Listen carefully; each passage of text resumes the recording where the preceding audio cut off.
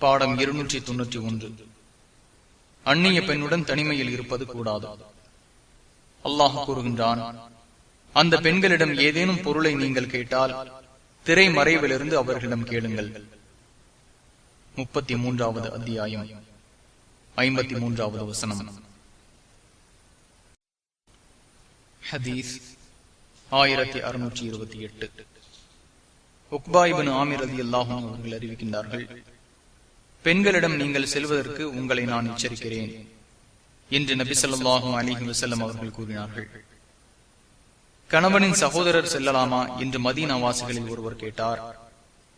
கணவனின் சகோதரரும் மரணம் போன்றுதான் என்று நபி ஸல்லல்லாஹு அலைஹி வஸல்லம் அவர்கள் கூறினார்கள். புகாரி 5232, முஸ்லிம் 2172. ஹதீஸ் 1629. அப்துல்லாஹ் இப்னு அப்பாஸ் ரலியல்லாஹு அன்ஹு அவர்கள் அறிவிக்கின்றார்கள், உங்களில் ஒருவர் ஒரு அந்நிய பெண்ணிடம் அவளுடைய உறவினர்கள், அதாவது தந்தை, சகோதரர், மகன் போன்றவர்கள் உடன் இல்லாமல் தனித்திருக்க வேண்டாம் என்று நபி ஸல்லல்லாஹு அலைஹி வஸல்லம் அவர்கள் கூறினார்கள்.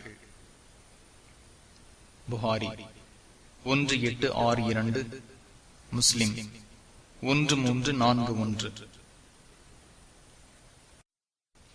ஹதீஸ் 1630.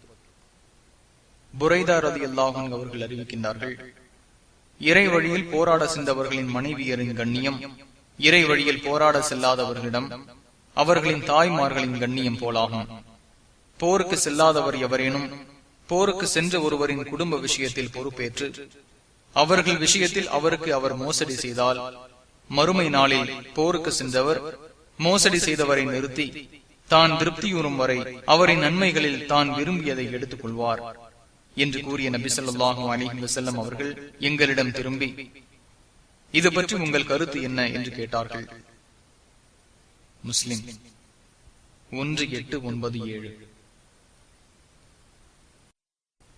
பாடம் 292.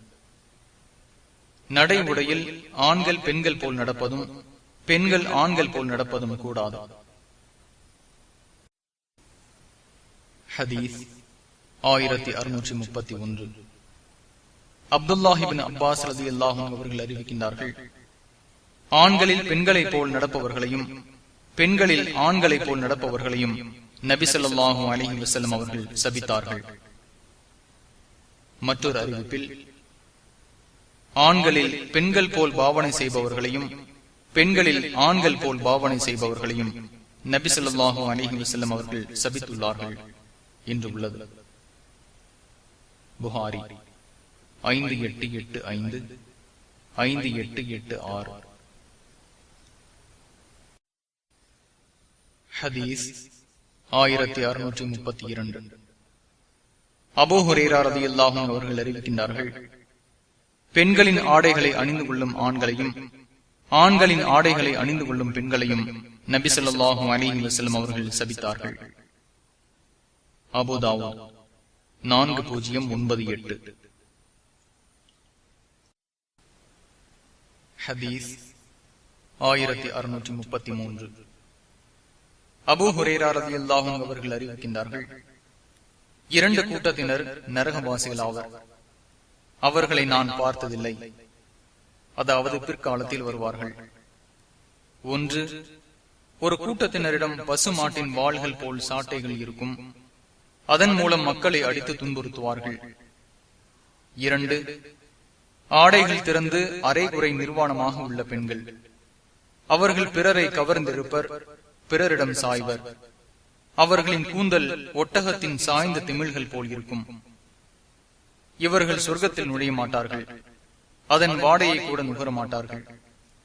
அதன் வாடை இன்ன தூரத்திலிருந்தும் பெற்றுக் கொள்ளப்படும், ஆனால் அவர்கள் அந்த வாடையை நுகர மாட்டார்கள் என்று நபி ஸல்லல்லாஹு அலைஹி வஸல்லம் அவர்கள் கூறினார்கள். முஸ்லிம் 2128. பாடம் 293. ஷைத்தானுக்கும் இறை மறுப்பாளர்களுக்கும் ஒப்பாக நடப்பது கூடாது. ஹதீஸ் 1634. ஜாபிர் ரலியல்லாஹு அன்ஹு அவர்கள் அறிவிக்கின்றார்கள், இடது கையால் சாப்பிடாதீர்கள், நிச்சயமாக ஷைத்தான் இடது கையால் தான் சாப்பிடுவான், குடிப்பான் என்று நபி ஸல்லல்லாஹு அலைஹி வஸல்லம் அவர்கள் கூறினார்கள். முஸ்லிம் 2019. ஹதீஸ் 1635. அப்துல்லாஹ் இப்னு உமர் ரலியல்லாஹு அன்ஹு அவர்கள் அறிவிக்கின்றார்கள், உங்களில் ஒருவர் தனது இடது கையால் சாப்பிட வேண்டாம், குடிக்க வேண்டாம். நிச்சயமாக ஷைத்தான் தான் தனது இடது கையால் சாப்பிடுவான், குடிப்பான் என்று நபி ஸல்லல்லாஹு அலைஹி வஸல்லம் அவர்கள் கூறினார்கள். முஸ்லிம் 2020. ஹதீஸ் 1636. அபூ ஹுரைரா ரலியல்லாஹு அன்ஹு அவர்கள் அறிவிக்கின்றார்கள், நிச்சயமாக யூதர்கள், கிறிஸ்தவர்கள் தங்களின் முடிகளுக்கு சாயம் பூசுவதில்லை, எனவே அவர்களுக்கு நீங்கள் மாறு செய்யுங்கள் என்று நபி ஸல்லல்லாஹு அலைஹி வஸல்லம் அவர்கள் கூறினார்கள்.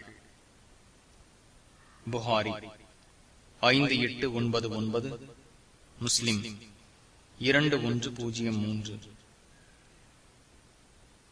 சாயம் பூசுவதன் கருத்து, வெள்ளையான நரை விழுந்த தாடி, தலைமுடியை மஞ்சளாக அல்லது சிவப்பாக நிறம் மாற்றுவதாகும்.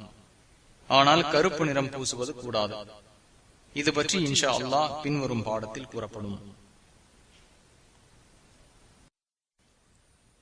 பாடம் 294.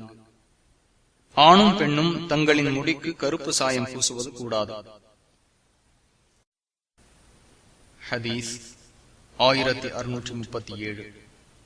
ஜாபிர் ரலியல்லாஹு அன்ஹு அவர்கள் அறிவிக்கின்றார்கள், அபூபக்கர் ரலியல்லாஹு அன்ஹு அவர்களின் தந்தை அபூ குஹாஃபா மக்கா வெற்றியின் போது நபி ஸல்லல்லாஹு அலைஹி வஸல்லம் அவர்கள் முன் அழைத்து வரப்பட்டார். அவரின் தலையும் தாடியும் சகாமா, அதாவது தும்பை பூ செடி போல் வெள்ளையாக இருந்தது. அப்போது நபி ஸல்லல்லாஹு அலைஹி வஸல்லம் அவர்கள், இவருடைய முடியை நிறம் மாற்றுங்கள், கருப்பு நிறத்தை தவிர்த்திடுங்கள் என்று கூறினார்கள். முஸ்லிம் 2102. பாடம் 295. தலையின் ஒரு பகுதியை விட்டு மறுபகுதியை மட்டும் சிரைப்பது கூடாது. பெண்ணை தவிர ஆண் மட்டும் தலை முழுவதும் சிரைப்பது கூடும். ஹதீஸ் 1638. அப்துல்லாஹ் இப்னு உமர் ரலியல்லாஹு அன்ஹு அவர்கள் அறிவிக்கின்றார்கள், தலைமுடியில் ஒரு பகுதியை விட்டுவிட்டு மறுபகுதியை மட்டும் சிரைப்பதற்கு நபி ஸல்லல்லாஹு அலைஹி வஸல்லம் அவர்கள் தடை விதித்தார்கள். புகாரி 5920, முஸ்லிம் 2120. ஹதீஸ் 1639. அப்துல்லாஹ் இப்னு உமர் ரலியல்லாஹு அன்ஹு அவர்கள் அறிவிக்கின்றார்கள், தலையின் ஒரு பகுதி விடப்பட்டு மறுபகுதி மட்டும் சிரைக்கப்பட்ட ஒரு சிறுவனை கண்ட நபி ஸல்லல்லாஹு அலைஹி வஸல்லம் அவர்கள் அவ்வாறு செய்வதை விட்டு மக்களை தடுத்தார்கள். தலை முழுவதையும் சிரையுங்கள் அல்லது அதை முழுவதுமாக சிரைக்காமல் விட்டு விடுங்கள் என்று நபி ஸல்லல்லாஹு அலைஹி வஸல்லம் அவர்கள் கூறினார்கள். அபூ தாவூத் 4195. ஹதீஸ் 1640. அப்துல்லாஹ் இப்னு ஜாஃபர் ரலியல்லாஹு அன்ஹு அவர்கள் அறிவிக்கின்றார்கள், ஜாஃபர் ரலியல்லாஹு அன்ஹு அவர்கள் இறந்த பின் அவர்களின் குடும்பத்தாரிடம் 3 நாட்கள் கழித்து வந்த நபி ஸல்லல்லாஹு அலைஹி வஸல்லம் அவர்கள், இனி இன்றிலிருந்து என் சகோதரருக்காக நீங்கள் அழாதீர்கள் என்று கூறிவிட்டு, என் சகோதரரின் 2 மகன்களையும் என்னிடம் அழைத்து வாருங்கள் என்று கூறினார்கள். கோழி குஞ்சுகள் போன்றிருந்த எங்களை அவர்களின் முன் கொண்டு வரப்பட்டோம். முடி சிரைப்பவரை என்னிடம் அழைத்து வாருங்கள் என்று நபி ஸல்லல்லாஹு அலைஹி வஸல்லம் அவர்கள் கூறினார்கள். அவரிடம் கூறி எங்களின் தலையை சிரைக்க செய்தார்கள். அபூ தாவூத் 4192. ஹதீஸ் 1641. அலி ரலியல்லாஹு அன்ஹு அவர்கள் அறிவிக்கின்றார்கள், பெண்கள் தங்களின் தலைமுடியை சிரைத்திடக்கூடாது என நபி ஸல்லல்லாஹு அலைஹி வஸல்லம் அவர்கள் தடை விதித்தார்கள். நஸை 8/130. பாடம் 296. சவுரி முடி வைப்பதும் பச்சை குத்துவதும் பற்களை இரும்பால் சிதைப்பதும் கூடாது. அல்லாஹ் கூறுகின்றான், அவன் அல்லாத பெண் தெய்வங்களையே தவிர அவர்கள் வணங்கவில்லை. மோசக்காரனான ஷைத்தானை தவிர அவர்கள் வணங்கவில்லை. அல்லாஹ் அவனை சபித்தான். அப்போது அவன், உன் அடியார்களில் குறிப்பிட்ட சாராரை நான் தேர்ந்தெடுத்து அவர்களை வழிகெடுப்பேன். அவர்களுக்கு உலக ஆசைகளை ஏற்படுத்துவேன். அவர்களுக்கு நான் விரும்பியதை கட்டளையிடுவேன். கால்நடைகளின் காதுகளை அவர்கள் அறுப்பார்கள். மேலும் அவர்களிடம் ஏவுவேன். அல்லாஹுவின் படைப்பையே அவர்கள் மாற்றி விடுவார்கள் என்று கூறினான். 4வது அத்தியாயம் 117 முதல் 119 வரை உள்ள வசனங்கள். ஹதீஸ் 1642. அஸ்மா ரலியல்லாஹு அன்ஹா அவர்கள் அறிவிக்கின்றார்கள், ஒரு பெண் நபி ஸல்லல்லாஹு அலைஹி வஸல்லம் அவர்களிடம், இறை தூதர் அவர்களே, என் மகளுக்கு பொடுகு ஏற்பட்டு அதனால் அவளின் தலைமுடி உதிர்ந்து விட்டது. நான் அவளுக்கு திருமணம் செய்து வைத்துள்ளேன். எனவே அவளின் முடியுடன் பிறர், அதாவது சவுரி முடியை வைக்கலாமா என்று கேட்டாள். உடனே நபி ஸல்லல்லாஹு அலைஹி வஸல்லம் அவர்கள், சவுரி முடி வைப்பவளையும் வைக்க தந்தவளையும் அல்லாஹ் சபித்து விட்டான் என்று கூறினார்கள். புகாரி 5941, முஸ்லிம் 2122. மற்றொரு அறிவிப்பில் பின்வருமாறு உள்ளது: சவுரி முடி வைக்கும் பெண்ணையும் சவுரி முடி வைக்க கூறும் பெண்ணையும் அல்லாஹ் சபித்து விட்டான் என்று நபி ஸல்லல்லாஹு அலைஹி வஸல்லம் அவர்கள் கூறினார்கள். புகாரி 5936, 5934, முஸ்லிம் 2123. ஹதீஸ் 1643.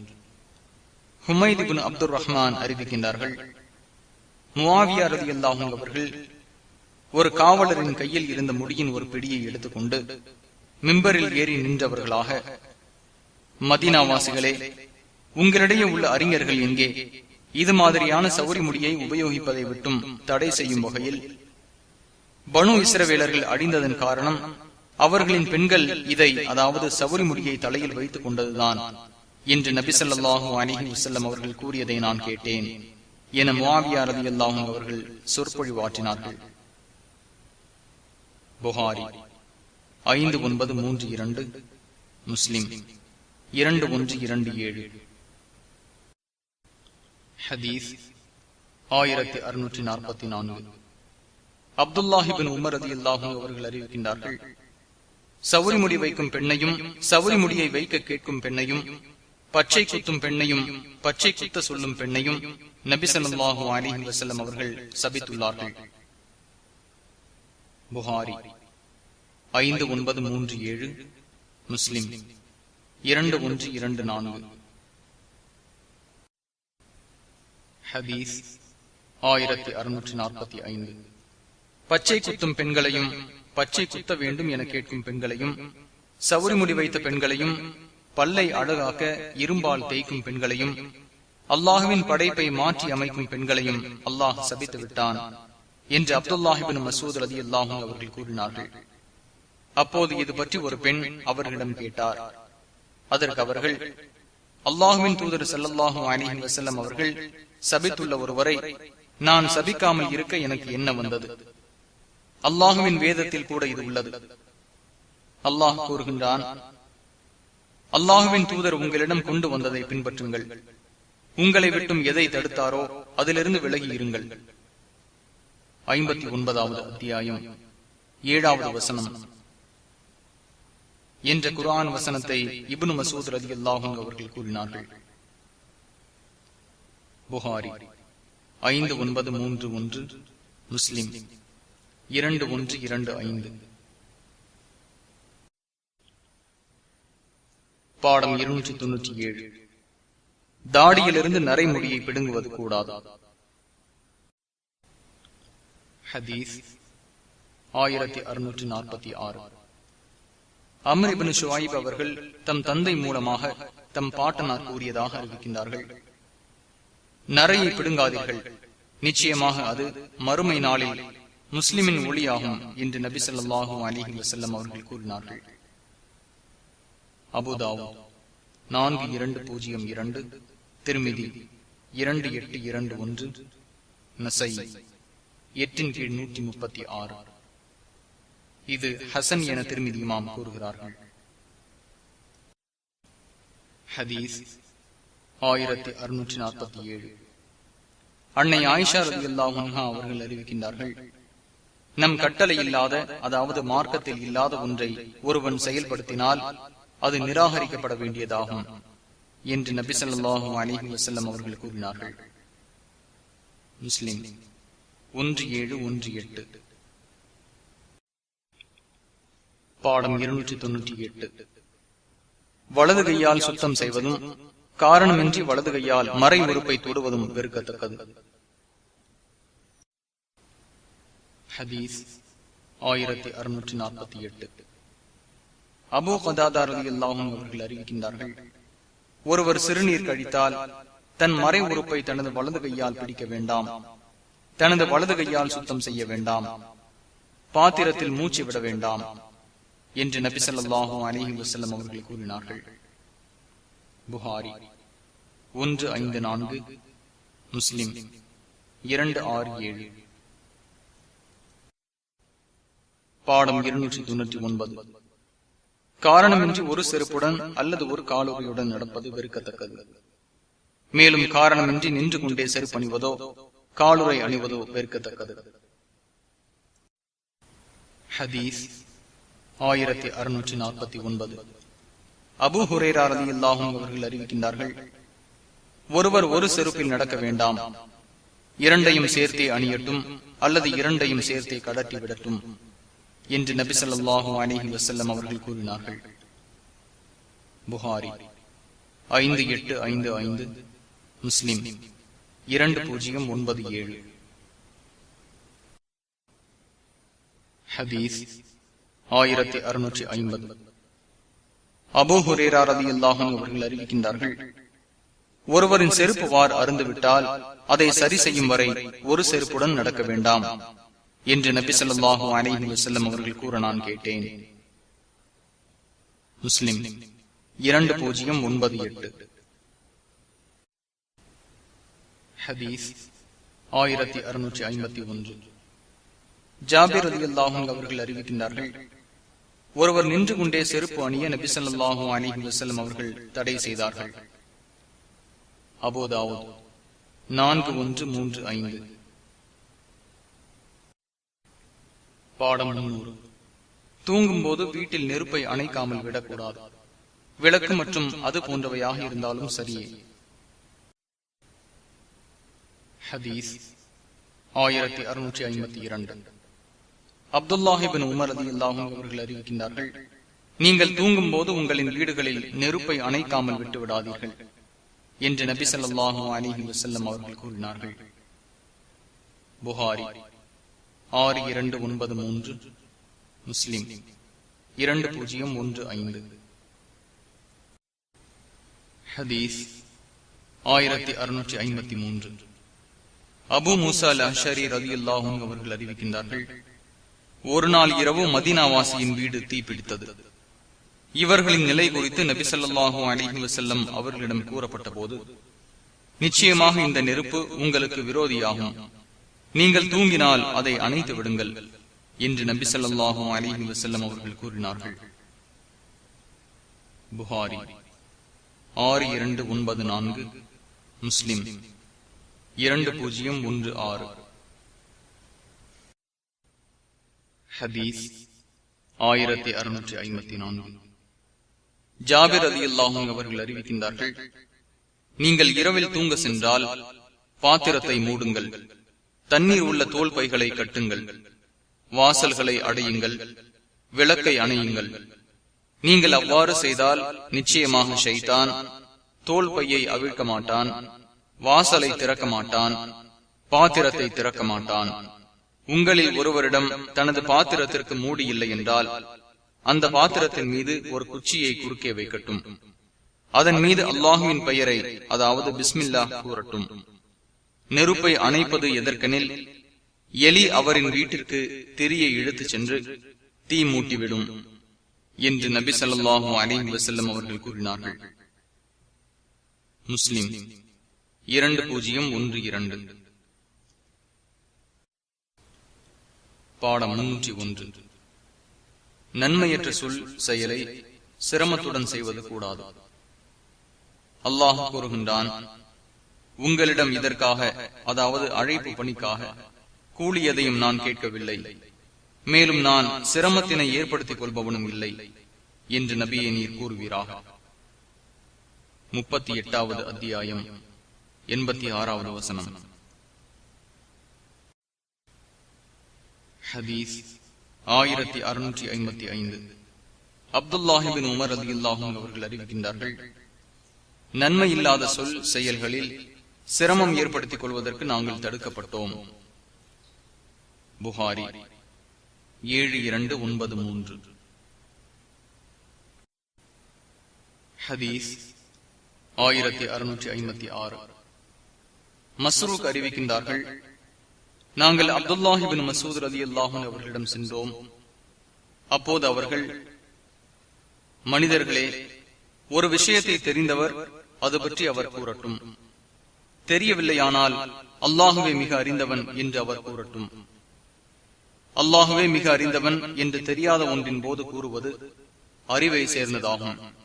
ஏனெனில் அல்லாஹ் தன் நபியை, உங்களிடம் கூலி எதையும் இதற்காக கேட்கவில்லை, மேலும் நான் சிரமத்தினை ஏற்படுத்துபவனாகவும் இல்லை என்று நபியை நீர் கூறுவீராக என்று கூற சொல்கிறான். புகாரி 4809. இக்குர்ஆன் வசனம் 38வது அத்தியாயம் 86வது வசனம்.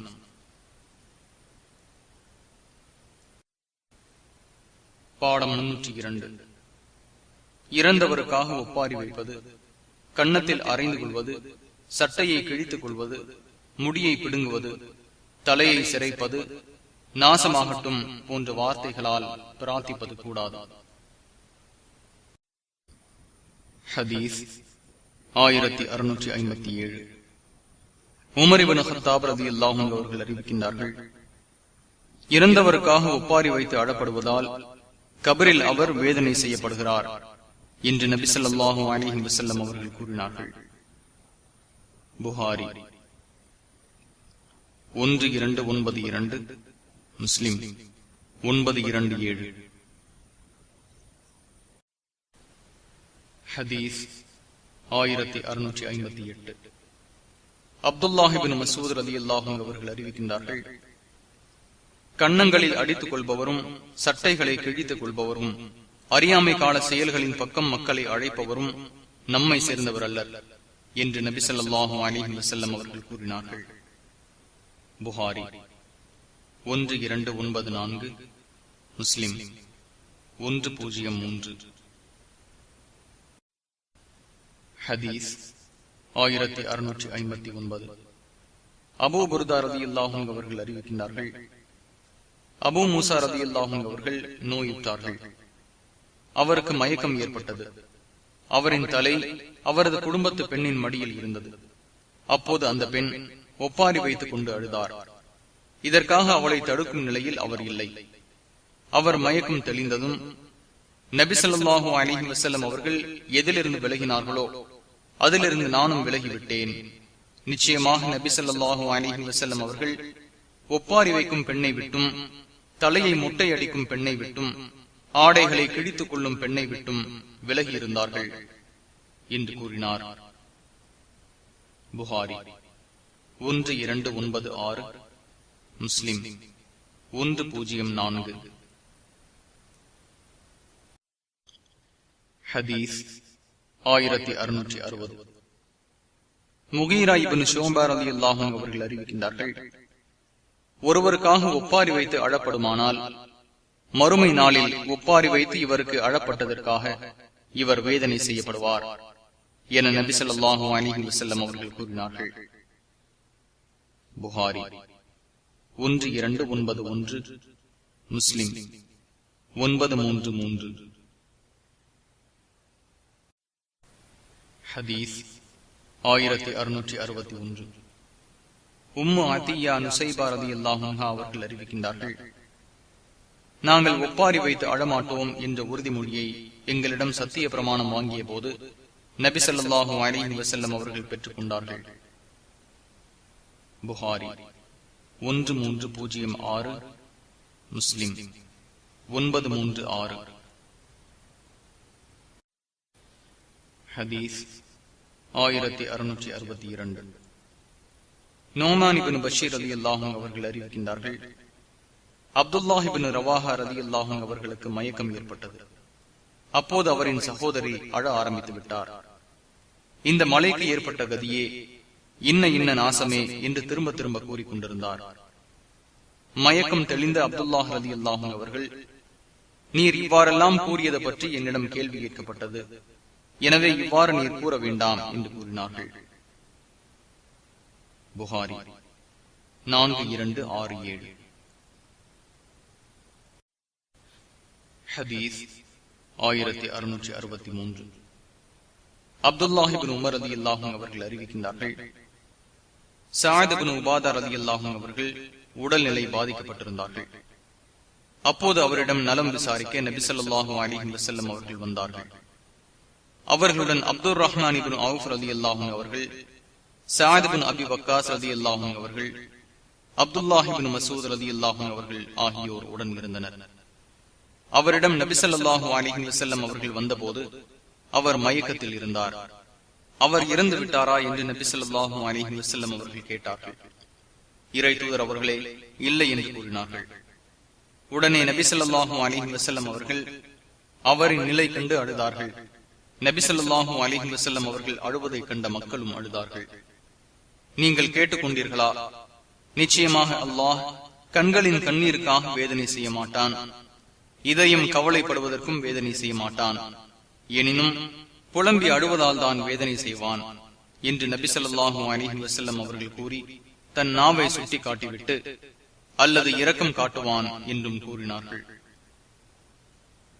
புகாரி 1304, முஸ்லிம் 924.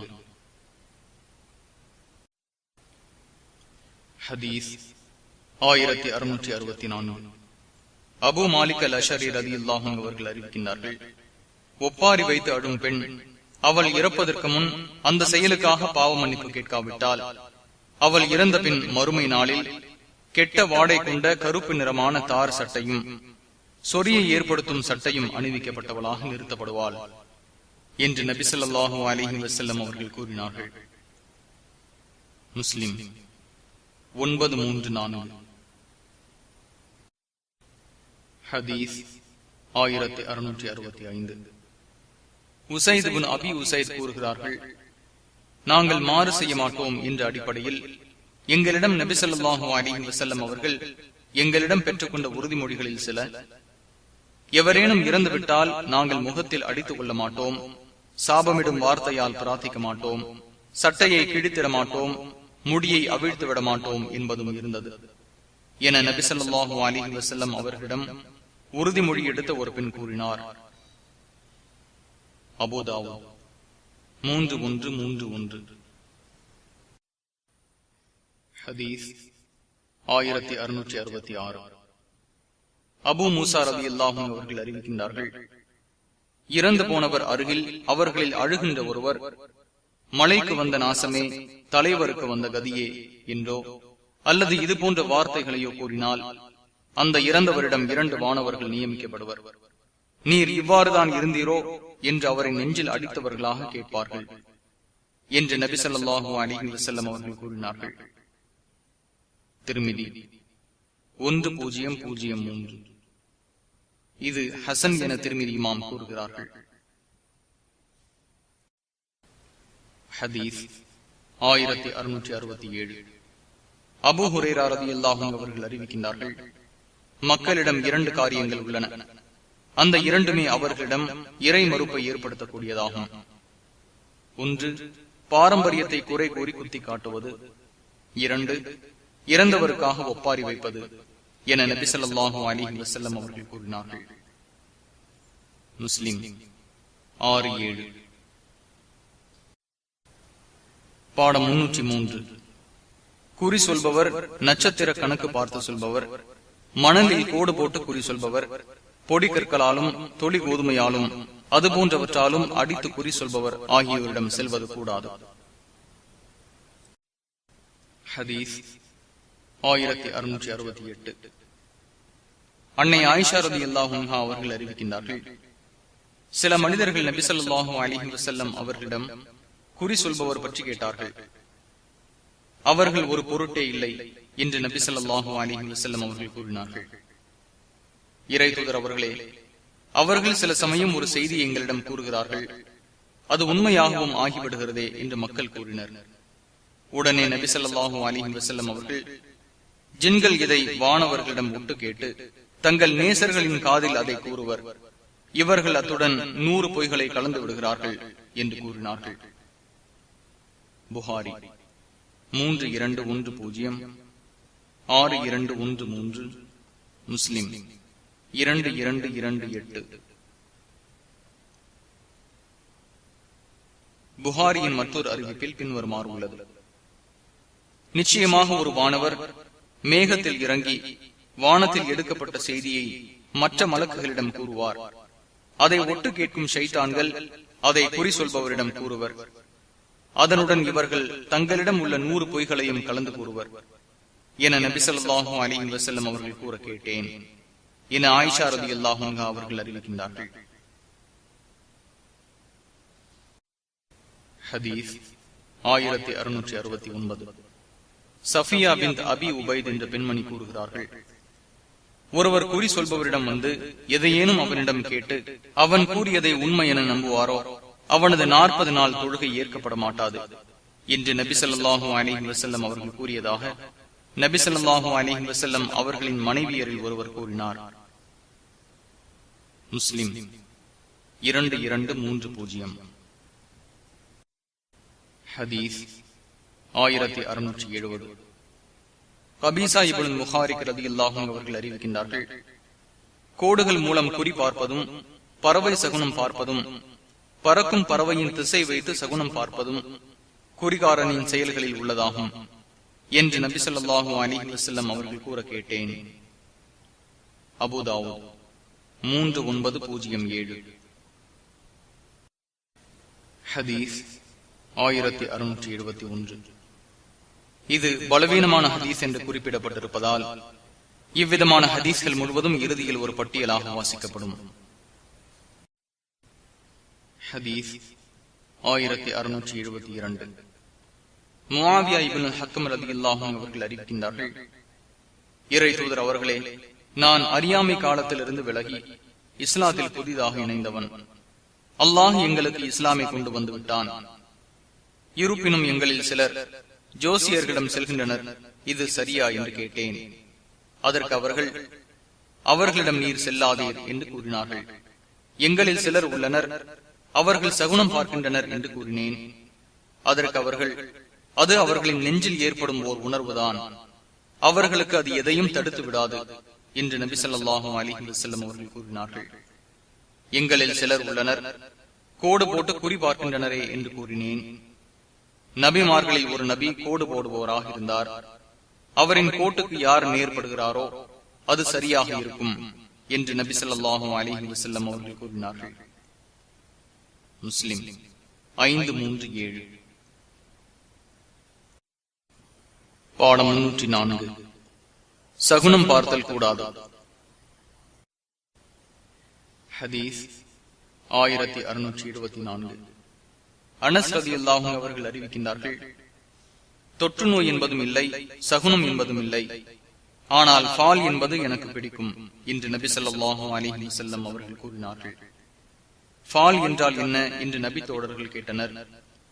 அது நல்ல சொல் என்று நபி ஸல்லல்லாஹு அலைஹி வஸல்லம் அவர்கள் கூறினார்கள். புகாரி 5756, முஸ்லிம் 2224. ஹதீஸ் 1675. அப்துல்லாஹ் இப்னு உமர் ரலியல்லாஹு அன்ஹு அவர்கள் அறிவிக்கின்றார்கள், தொற்று நோய் என்பதும் கிடையாது, சகுனம் பார்த்தலும் கிடையாது. ஏதேனும் ஒன்றில் சகுனம் இருப்பதாக இருப்பின் அது வீட்டிலும் பெண்ணிலும் குதிரையிலுமே இருக்கும் என்று நபி ஸல்லல்லாஹு அலைஹி வஸல்லம் அவர்கள் கூறினார்கள். புகாரி 5753, முஸ்லிம் 2225. ஹதீஸ் 1676. புரைதா ரலியல்லாஹு அன்ஹு அவர்கள் அறிவிக்கின்றார்கள், நபி ஸல்லல்லாஹு அலைஹி வஸல்லம் அவர்கள் சகுனம் பார்க்கவே மாட்டார்கள். அபூ தாவூத் 3920. ஹதீஸ் 1677. இது பலவீனமான ஹதீஸ் என்று குறிப்பிடப்பட்டிருப்பதால் இவ்விதமான ஹதீஸ்கள் முழுவதும் இறுதியில் ஒரு பட்டியலாக வாசிக்கப்படும். பாடம் 305. சுவர், கல், ஆடை, பானம், தலையணை மற்றும் இது போன்றவற்றில் உயிருள்ளவற்றின் உருவம் வரைதல் கூடாது. சுவர், விரிப்பு, தலைப்பாகை, ஆடை போன்றவற்றில் உருவப்படத்தை ஏற்படுத்துவது கூடாது. அதை அழிப்பது அவசியமாகும். ஹதீஸ் 1678. அப்துல்லாஹ் இப்னு உமர் ரலியல்லாஹு அன்ஹு அவர்கள் அறிவிக்கின்றார்கள், இந்த உருவங்களை வரைந்தவர்கள் மறுமை நாளில் வேதனை செய்யப்படுவார்கள். நீங்கள் படைத்த இவற்றிற்கு உயிர் கொடுங்கள் என்று அவர்களிடம் கூறப்படும் என்று நபி ஸல்லல்லாஹு அலைஹி வஸல்லம் அவர்கள் கூறினார்கள். புகாரி 4951, முஸ்லிம் 2108. ஹதீஸ் 1679. அன்னை ஆயிஷா ரலியல்லாஹு அன்ஹா அவர்கள் அறிவிக்கின்றார்கள், நபி ஸல்லல்லாஹு அலைஹி வஸல்லம் அவர்கள் ஒரு பயணத்திலிருந்து வந்தார்கள். உருவப்படங்கள் உள்ள திரையை என் வீட்டின் வாசலில் தொங்கவிட்டிருந்தேன். அதை நபி ஸல்லல்லாஹு அலைஹி வஸல்லம் அவர்கள் பார்த்ததும் அவர்களின் முகம் மாறிவிட்டது. ஆயிஷாவே, மறுமை நாளில் அல்லாஹ்விடம் மக்களில் மிக கடுமையாக வேதனை பெறுபவர் அல்லாஹ்வின் படைப்பிற்கு தங்களின் படத்தை ஒப்பாக்குபவர்களாவர் என்று நபி ஸல்லல்லாஹு அலைஹி வஸல்லம் அவர்கள் கூறினார்கள். உடனே அதை நாங்கள் துண்டு துண்டாக கிழித்தோம். அதிலிருந்து 1 அல்லது 2 தலையணைகளை உண்டாக்கினோம். புகாரி 5954, முஸ்லிம் 2107.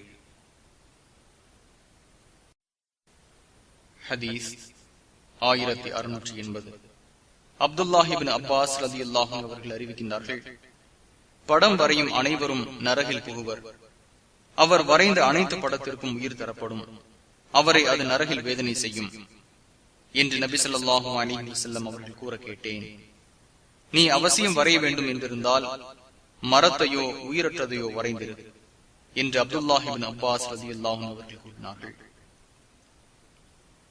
புகாரி 2225, முஸ்லிம் 211099. ஹதீஸ் 1681. அப்துல்லாஹ் இப்னு அப்பாஸ் ரலியல்லாஹு அன்ஹு அவர்கள் அறிவிக்கின்றார்கள், உலகில் ஒருவர் உருவத்தை உருவாக்கினால் மறுமை நாளில் அதற்கு உயிர் ஊட்டும்படி அவரை வற்புறுத்தப்படும். ஆனால் அவரால் அதற்கு உயிர் தர முடியாது என்று நபி ஸல்லல்லாஹு அலைஹி வஸல்லம் அவர்கள் கூற கேட்டேன். புகாரி 5963, முஸ்லிம் 211010. ஹதீஸ் 1682. அப்துல்லாஹ் இப்னு மஸ்ஊத் ரலியல்லாஹு அன்ஹு அவர்கள் அறிவிக்கின்றார்கள், மறுமை நாளில் மக்களில் மிக கடுமையாக வேதனை பெறுபவர் உருவம் வரைபவர்களாவர் என்று நபி ஸல்லல்லாஹு அலைஹி வஸல்லம் அவர்கள் கூற கேட்டேன். புகாரி 5950, முஸ்லிம் 2109. ஹதீஸ் 1683. அபூ ஹுரைரா ரலியல்லாஹு அன்ஹு அவர்கள் அறிவிக்கின்றார்கள், அல்லாஹ் கூறுவதாக பின்வருமாறு நபி ஸல்லல்லாஹு அலைஹி வஸல்லம் அவர்கள் கூற கேட்டேன். என் படைப்பை போல் படைக்க முயற்சிப்பவனை விட அநீதக்காரன் யார்? அவர்கள் ஒரு எறும்பை படைக்கட்டும், அல்லது அவர்கள் ஒரு விதையை படைக்கட்டும், அல்லது அவர்கள் ஒரு தொலி ஓதுமையை படைக்கட்டும். புகாரி 5953, முஸ்லிம் 2111. ஹதீஸ் 1684. அபூ தல்ஹா ரலியல்லாஹு அன்ஹு அவர்கள் அறிவிக்கின்றார்கள், எந்த வீட்டில் நாயும் உருவப்படமும் உள்ளதோ அந்த வீட்டில் வானவர்கள் நுழைய மாட்டார்கள் என்று நபி ஸல்லல்லாஹு அலைஹி வஸல்லம் அவர்கள் கூறினார்கள். புகாரி 5958, முஸ்லிம் 2106.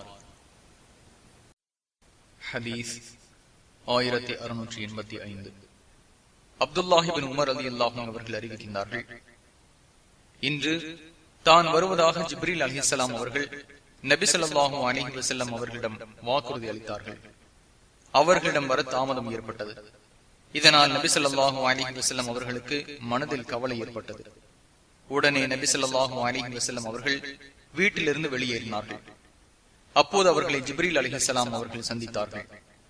நபி ஸல்லல்லாஹு அலைஹி வஸல்லம் அவர்கள் ஜிப்ரீல் அலைஹிஸ்ஸலாம் அவர்களிடம் வருகை தாமதமானது பற்றி காரணம் கேட்டார்கள். அப்போது ஜிப்ரீல் அலைஹிஸ்ஸலாம் அவர்கள், நிச்சயமாக எந்த வீட்டில் நாயும் உருவ சிலையும் உள்ளதோ அங்கு நாங்கள் நுழைய மாட்டோம் என்று கூறினார்கள். புகாரி 5960. ஹதீஸ் 1686. அன்னை ஆயிஷா ரலியல்லாஹு அன்ஹா அவர்கள் அறிவிக்கின்றார்கள், நபி ஸல்லல்லாஹு அலைஹி வஸல்லம் அவர்களிடம் குறிப்பிட்ட நேரத்தில் வருவதாக ஜிப்ரீல் அலைஹிஸ்ஸலாம் அவர்கள் வாக்குறுதி அளித்தார்கள். அந்த நேரமும் வந்தது. ஆனால் அவர்களிடம் ஜிப்ரீல் அலைஹிஸ்ஸலாம் அவர்கள் வரவில்லை. நபி ஸல்லல்லாஹு அலைஹி வஸல்லம் அவர்களின் கையில் ஒரு தடி இருந்தது. அதை தூக்கி எறிந்தார்கள். அப்போது அல்லாஹுவும் அவனது தூதர்களும் தங்கள் வாக்குறுதியை மீற மாட்டார்கள் என்று நபி ஸல்லல்லாஹு அலைஹி வஸல்லம் அவர்கள் கூறிவிட்டு திரும்பினார்கள். அங்கே அவர்களின் கட்டிலின் கீழே இருந்து ஒரு நாய்க்குட்டியின் சப்தம் வந்தது. இந்த நாய் எப்போது வந்தது என்று நபி ஸல்லல்லாஹு அலைஹி வஸல்லம் அவர்கள் கேட்டார்கள். அல்லாஹுவின் மீது சத்தியமாக இதை நான் பார்க்கவில்லை என்று கூறினேன். அதை வெளியேற்ற கட்டளையிட்டார்கள். அது வெளியேற்றப்பட்டது. உடனே ஜிப்ரீல் அலைஹிஸ்ஸலாம் அவர்கள் வந்தார்கள். அப்போது நபி ஸல்லல்லாஹு அலைஹி வஸல்லம் அவர்கள், எனக்கு வாக்களித்தீர், உங்களுக்காக உட்கார்ந்திருந்தேன், என்னிடம் நீங்கள் வரவில்லையே என்று கேட்டார்கள். உங்கள் வீட்டில் இருந்த நாய்தான் என் வருகையை தடுத்தது. நாயும் உருவ சிலையும் உள்ள வீட்டில் நாங்கள் நுழைய மாட்டோம் என்று ஜிப்ரீல் அலைஹிஸ்ஸலாம் அவர்கள் கூறினார்கள். முஸ்லிம் 2104. ஹதீஸ் 1687. அபுல் ஹய்யாஜ் ஹய்யான் இப்னு ஹுசைன் ரலியல்லாஹு அன்ஹு அவர்கள் அறிவிக்கின்றார்கள், என்னிடம் அலி ரலியல்லாஹு அன்ஹு அவர்கள், அறிந்து கொள்க, நபி ஸல்லல்லாஹு அலைஹி வஸல்லம் அவர்கள் என்னை அனுப்பிய பணிக்கே உம்மையும் அனுப்புகிறேன். எந்த உருவ சிலையையும் அழிக்காமல் விட்டுவிடக் கூடாது. அத்துடன் உயரமாக கட்டப்பட்ட கபரையும் சமப்படுத்தாமல் விட்டுவிடக் கூடாது என்பதே அப்பணியாகும் என்று கூறினார்கள். முஸ்லிம் 969. பாடம் 306. வேட்டைக்காக அல்லது கால்நடைகளை பாதுகாக்க அல்லது விவசாய பாதுகாப்பிற்காக அன்றி நாய் வளர்க்க கூடாது. ஹதீஸ் 1688.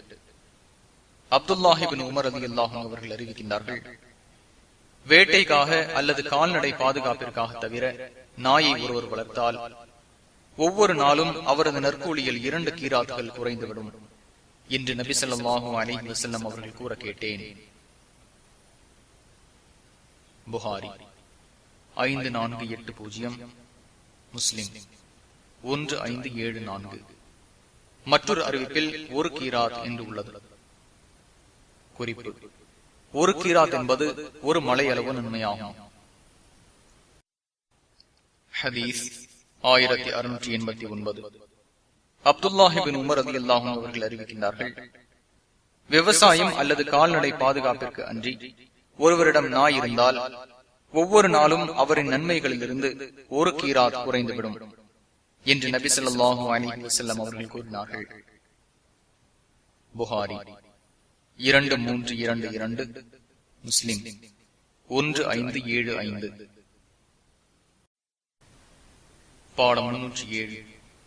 ஒட்டகை மற்றும் இதர பிராணிகளின் கழுத்தில் சலங்கை கட்டுவது கூடாது. நாய், சலங்கை ஆகியவற்றுடன் பயணம் செல்வது வெறுக்கத்தக்கது. ஹதீஸ் 1690.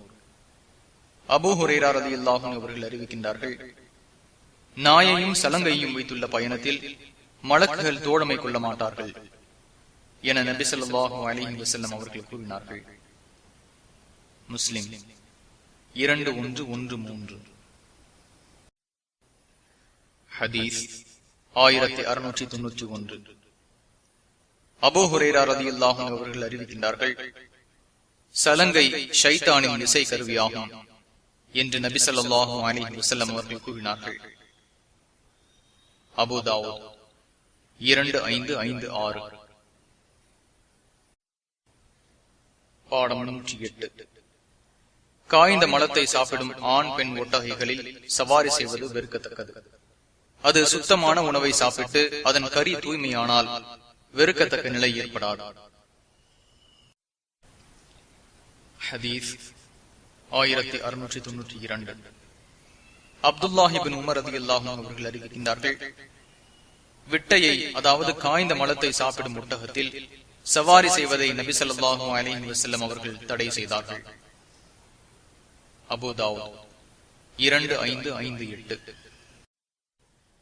பாடம் 309. பள்ளிவாசலில் எச்சில் துப்புவது கூடாது.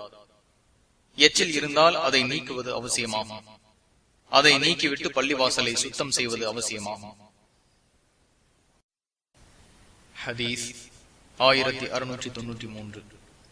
அனஸ் ரலியல்லாஹு அன்ஹு அவர்கள் அறிவிக்கின்றார்கள், பள்ளிவாசலில் எச்சில் துப்புவது தவறாகும். அதற்கு பரிகாரம் அதை புதைத்து விடுவதாகும் என்று நபி ஸல்லல்லாஹு அலைஹி வஸல்லம் அவர்கள் கூறினார்கள். புகாரி 415, முஸ்லிம் 552. எச்சிலை புதைப்பது என்பதன் நோக்கம் பள்ளிவாசல் தரை மண்ணாக அல்லது மணலாக இருந்தால் அதை மண்ணுக்கு கீழ் மறைப்பதாகும். ஹதீஸ் 1694. அன்னை ஆயிஷா ரலியல்லாஹு அன்ஹா அவர்கள் அறிவிக்கின்றார்கள், நபி ஸல்லல்லாஹு அலைஹி வஸல்லம் அவர்கள் ஒரு முறை கிபிலா திசை உள்ள சுவரில் காய்ந்த மூக்கு சளியை அல்லது எச்சிலை அல்லது காரல் சளியை பார்த்துவிட்டு உடனே அதை சுரண்டினார்கள். புகாரி 407, முஸ்லிம் 549. ஹதீஸ் 1695. அனஸ் ரலியல்லாஹு அன்ஹு அவர்கள் அறிவிக்கின்றார்கள், நிச்சயமாக அல்லாஹுவின் பள்ளிவாசல்களில் சிறுநீர் கழிப்பது, அசுத்தம் போன்ற எதையும் செய்வது பொருத்தமாகாது. நிச்சயமாக பள்ளிவாசல்கள் அல்லாஹுவை நினைவு கூறவும் குர்ஆனை ஓதவும் உள்ளதாகும் என்று நபி ஸல்லல்லாஹு அலைஹி வஸல்லம் அவர்கள் கூறினார்கள். அல்லது இது போன்ற வார்த்தைகளால் கூறினார்கள். முஸ்லிம் 285. பாடம் 110. பள்ளிவாசலில் வீண் வழக்காடுவது, சப்தமிட்டு பேசுவது, காணாமல் போன பொருளை தேடுவது, விற்பது, வாங்குவது, வாடகைக்கு விடுவது மற்றும் இது போன்ற கொடுக்கல் வாங்கல் செய்வது வெறுக்கத்தக்கதாகும். ஹதீஸ் 1696. அபூ ஹுரைரா ரலியல்லாஹு அன்ஹு அவர்கள் அறிவிக்கின்றார்கள், காணாமல் போன பொருளை பள்ளிவாசலில் தேடுபவரின் சப்தத்தை ஒருவர் கேட்டால் உமக்கு அல்லாஹ் அதை திருப்பி தராமல் இருப்பானாக என்று கூறவும். நிச்சயமாக பள்ளிவாசல்கள் இதற்காக கட்டப்படவில்லை என்று நபி ஸல்லல்லாஹு அலைஹி வஸல்லம் அவர்கள் கூறினார்கள். முஸ்லிம் 568. ஹதீஸ் 1697. அபூ ஹுரைரா ரலியல்லாஹு அன்ஹு அவர்கள் அறிவிக்கின்றார்கள், பள்ளிவாசலில் பொருளை விற்பவரையோ அல்லது வாங்குபவரையோ நீங்கள் கண்டால் வியாபாரத்தில் அல்லாஹ் லாபம் அளிக்காதிருப்பானாக என்று கூறுங்கள். மேலும் காணாமல் போன பொருளை பள்ளிவாசலில் சப்தமிட்டு தேடுவோரை நீங்கள் கண்டால் அல்லாஹ் உமக்கு அதை திருப்பி தராமல் இருப்பானாக என்று கூறுங்கள் என்று நபி ஸல்லல்லாஹு அலைஹி வஸல்லம் அவர்கள் கூறினார்கள். திருமிதி 1321. இது ஹசன் என திருமிதி இமாம் கூறுகிறார்கள். ஹதீஸ் 1698. புரைதா ரலியல்லாஹு அன்ஹு அவர்கள் அறிவிக்கின்றார்கள், ஒரு மனிதர் பள்ளிவாசலில் காணாமல் போன பொருளை தேடியவராக சிவப்பு ஒட்டகையை கண்டவர் யார் என்று கேட்டார். உடனே நபி ஸல்லல்லாஹு அலைஹி வஸல்லம் அவர்கள், நீர் அதை பெற்றுக் கொள்ள மாட்டீர். பள்ளிவாசல்கள் கட்டப்பட்டதெல்லாம் எதற்காக கட்டப்பட்டதோ அதற்காகத்தான், அதாவது வணங்கி வழிபடத்தான் என்று கூறினார்கள். முஸ்லிம் 569. ஹதீஸ் 1699. அம்ர் இப்னு ஷுஐப் ரலியல்லாஹு அவர்கள் தம் தந்தையின் தந்தை கூறியதாக அறிவிக்கின்றார்கள், பள்ளிவாசலில் விற்பதற்கும் வாங்குவதற்கும், அதில் காணாமல் போன பொருளை சப்தமிட்டு தேடுவதற்கும், அதில் பாடல் படிப்பதற்கும் நபி ஸல்லல்லாஹு அலைஹி வஸல்லம் அவர்கள் தடை செய்தார்கள். அபூ தாவூத் 1079, திர்மிதி 322. இது ஹசன் என திர்மிதி இமாம் கூறுகிறார்கள். ஹதீஸ் 1700. சாயிப் இப்னு யஸீத் ரலியல்லாஹு அன்ஹு அவர்கள் அறிவிக்கின்றார்கள், நான் பள்ளிவாசலில் இருந்தேன். அப்போது ஒருவர் என்னை பொடிக்கல்லால் அடித்தார். நான் யார் என்று கவனித்தேன். அங்கே உமர் இப்னு கத்தாப் ரலியல்லாஹு அன்ஹு அவர்கள் இருந்தார்கள். நீர் சென்று அங்கே உள்ள அந்த இருவரையும் என்னிடம் அழைத்து வருவீராக என்று கூறினார்கள். நான் அவர்களிடம் அந்த இருவரையும் அழைத்து வந்தேன். நீங்கள் இருவரும் எங்கிருந்து வருகிறீர்கள் என்று உமர் ரலியல்லாஹு அன்ஹு அவர்கள் கேட்டார்கள். தாயிஃபிலிருந்து வருகிறோம் என்று அந்த இருவரும் கூறினார்கள். நீங்கள் இருவரும் உள்ளூர் வாசிகளாக இருந்திருந்தால் நபி ஸல்லல்லாஹு அலைஹி வஸல்லம் அவர்களின் பள்ளிவாசலில் உங்களின் சப்தத்தை உயர்த்தி பேசியதற்காக உங்கள் இருவரையும் நான் தண்டித்திருப்பேன் என்று உமர் ரலியல்லாஹு அன்ஹு அவர்கள் கூறினார்கள். புகாரி 470.